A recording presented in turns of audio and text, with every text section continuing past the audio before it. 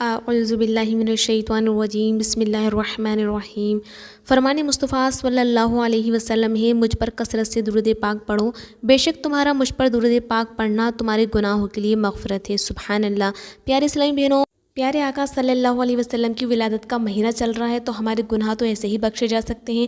تو پیارے اسلامی بہنوں، ہمیں نیت کر لینی چاہیے اور ہمیں اچھی نیتیں کرنی چاہیے کہ ہم اپنے گناہوں سے توبہ کر لیتے ہیں کہ اللہ تعالیٰ اس پیارے پیارے ماہ مبارک مہینے کی برکت سے ہمارے گناہوں کو معاف فرما دے اور پیارے آقا کی ولادت کے صدقے میں ہمارے گناہوں کو معاف فرما دے۔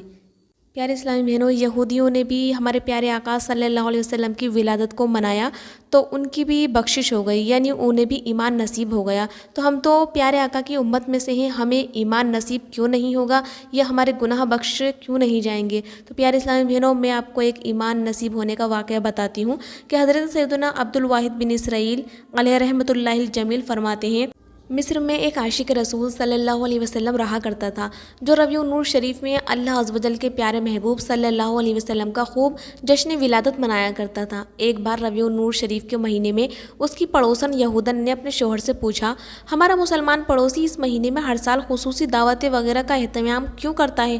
تو یہودی نے بتایا کہ اس مہینے میں اس کے نبی صلی اللہ علیہ وسلم کی ولادت ہوئی تھی، لہٰذا یہ ان کے جشن ولادت مناتا ہے اور مسلمان اس مہینے میں بہت تعظیم کیا کرتے ہیں۔ اس پر یہودن نے کہا، واہ، مسلمانوں کا بھی طریقہ بھی کتنا پیارا ہے کہ یہ لوگ اپنے نبی کا ہر سال جشن ولادت مناتے ہیں۔ وہ یہودن رات جب سوئی تو اس کی سوئی ہوئی قسمت انگڑائی لے کر جاگ اٹھی۔ خواب میں کیا دیکھتی ہے کہ ایک نہایت ہی حسین و جمیل بزرگ تشریف لائے ہیں اور ارد گرد لوگوں کا ہجوم ہے۔ اس نے آگے بڑھ کر ایک شخص سے دریافت کیا کہ یہ بزرگ کون ہیں؟ تو اس نے بتایا، یہ نبی آخر الزماں رحمت عالمیان صلی اللہ علیہ وسلم ہیں۔ آپ اس لیے تشریف لائے ہیں تاکہ تمہارے مسلمان پڑوسیوں کو جشن ولادت منانے پر خیر و برکت عطا فرمائیں اور ان سے ملاقات فرمائے، نیز اس پر اظہار مسرت کریں۔ یہودن نے پھر پوچھا، کیا آپ کے نبی صلی اللہ علیہ وسلم میری بات کا جواب دیں گے؟ اس نے جواب دیا، جی ہاں۔ اس پر یہودن نے سرکار علی وقار صلی اللہ علیہ وسلم کو پکارا۔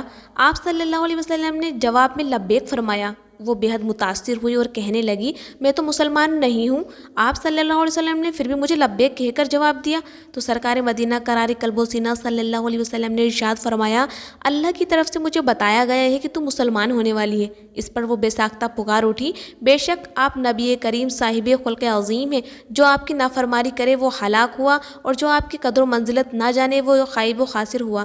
پھر اس نے کلمہ شہادت پڑھ لیا۔ جب اس کی آنکھ کھل گئی وہ سچے دل سے مسلمان ہو گئی تھی اور اس نے یہ طے کر لیا کہ صبح اٹھ کر ساری پونجی اللہ عز و جل کے پیارے محبوب صلی اللہ علیہ وسلم کے جشن ولادت میں خوشی میں لٹا دوں گی اور خوب نیاز کروں گی۔ جب صبح اٹھی تو اس کا شوہر دعوتی طعام کی تیاری میں مصروف تھا۔ اس نے حیرت سے پوچھا، آپ یہ کیا کر رہے ہیں؟ اس نے کہا، اس بات کی خوشی میں دعوت کا احترام کر رہا ہوں کہ تم مسلمان ہو چکی ہو۔ پوچھا، آپ کو کیسے معلوم ہوا؟ تو اس نے بتایا، میں بھی رات حضور اکرم صلی اللہ علیہ وسلم کے دستے حق پرست پر ایمان لا چکا ہوں۔ تو پیارے اسلامی بہنوں، آپ سمجھ جائیے کہ جب ہمارے پیارے آقا صلی اللہ علیہ وسلم جب یہودیوں پر اپنا دست کرم فرما سکتے ہیں تو ہم تو ان کے امتی ہیں، وہ ہم پر اپنا دست مہر کیوں نہیں فرمائیں گے؟ تو پیارے اسلامی بہنوں، آپ سمجھ جائیے اور آپ بھی ان کی سنتوں کو عام کیجیے، جشن ولادت ان کی منائیے اور خوب نیاز کروائیے۔ پیارے اسلامی بہنوں، سنتوں میں حکمت ہے۔ تو پیارے اسلامی بہنوں، ہمارے ڈیلی کے جو کام اس میں بھی ہم پیارے آقا کی سنتوں کو اپنا سکتے ہیں اور ثواب کے حقدار بن سکتے ہیں۔ آپ گھر کے چھوٹے چھوٹے کام اس طریقے سے کر سکتے ہیں، یعنی آپ کوئی کام کر رہی ہیں تو آپ اس کام کو بسم اللہ الرحمن الرحیم پڑھ کر شروع کریں۔ اگر آپ گھر میں ہیں تو آپ دوپٹہ اپنے سر پر اوڑھے رکھیں تو وہ بھی سنت ہے اور اس سے بھی ثواب ملتا ہے۔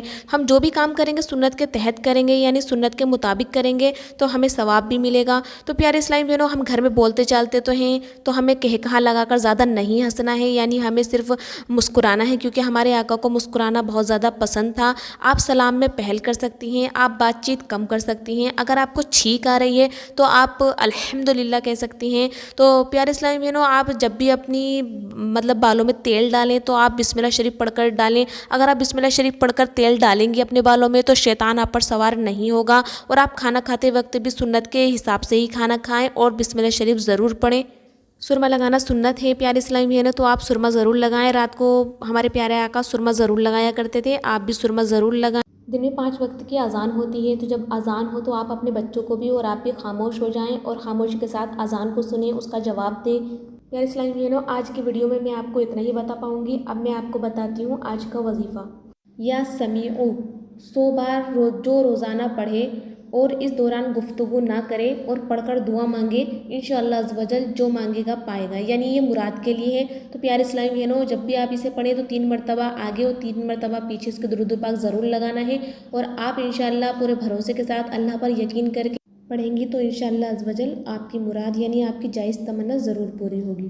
پیارے اسلامی بہنوں، اگر آپ کو میری یہ ویڈیو پسند آئی ہے تو اسے لائک کیجیے اور میرے چینل کو سبسکرائب کیجیے۔ ملتی ہوں نیکسٹ ویڈیو میں نبی کی باتوں کے ساتھ۔ اللہ حافظ۔